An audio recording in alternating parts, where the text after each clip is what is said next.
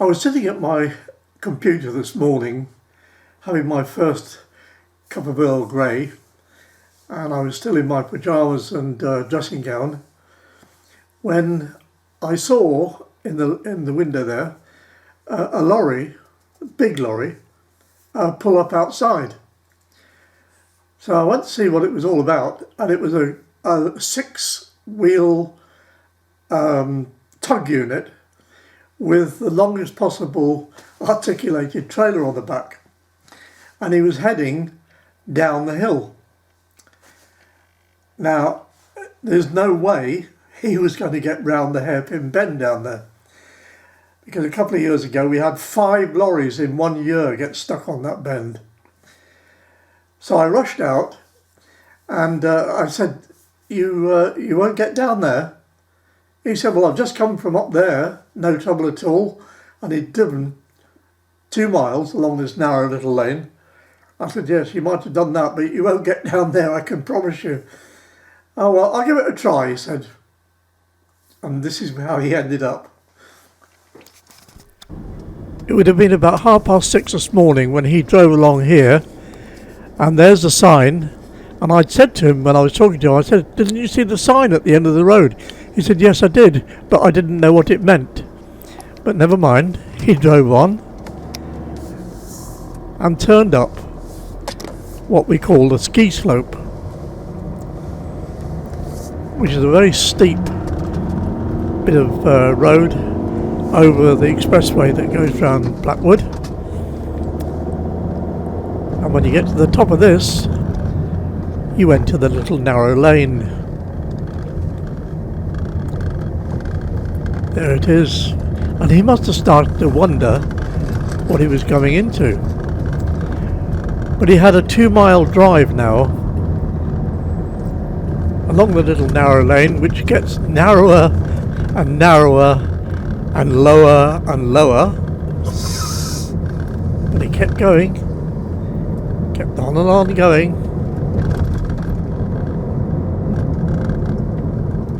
until he arrived at the fork road where I live, and this is where he stopped, and I went out to speak to him.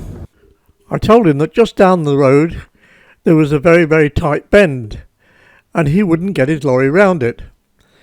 Oh dear, he said, well, I'll give it a try anyway. And that's where he got to at about 7:15, and that's where he stayed until just gone 12 o'clock. The front bit nearly got round, but the trailer, no chance. After about 4 hours, this chap turned up, and he had to reverse the 2 miles along the lanes so that he could get his back end against the back of the lorry. And he had a bit of a struggle.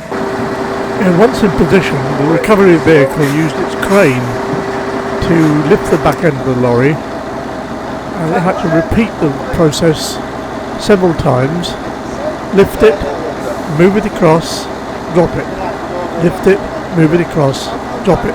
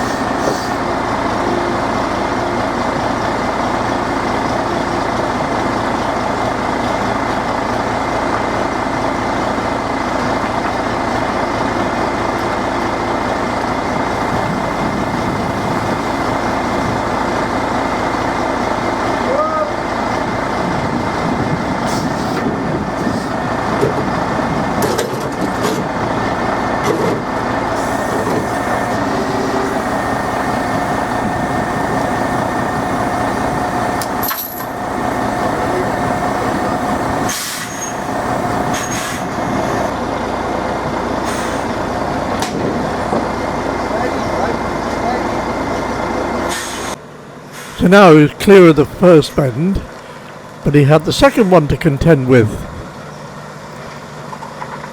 Just coming up to it now. Well, this is of particular interest to us because it's Rivendell and it's our property. And a previous lorry had already demolished part of the wall. These lads were good. They checked everything carefully, moved little bit by little bit, and they really did a good job. And I felt really sorry for the poor driver. He was a really nice chap, and worried about his job, I'm afraid. But, oh dear.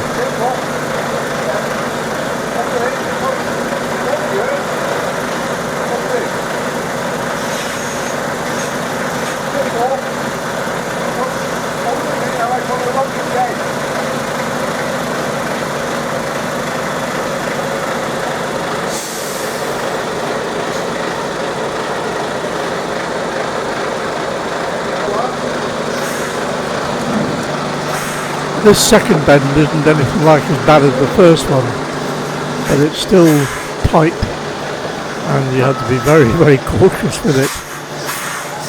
Oh dear, dear, dear. I don't know how the other lorry managed to knock down our bit of wall, but somehow or other it did.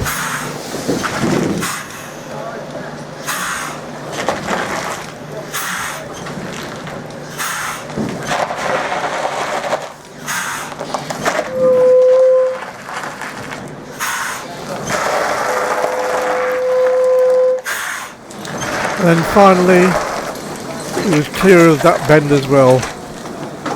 And I should imagine there was a big sigh of relief in the cab. Yeah, and you've been framed. YouTube. Yeah. Don't let it go off with your chains. Yeah, we'll get that. Oh dear. And the driver of the recovery vehicle decided to complete his reversing trip the last couple of 100 metres down to the main road rather than drive the 2 miles back the way he'd come. Oh, good lads. They did a good job.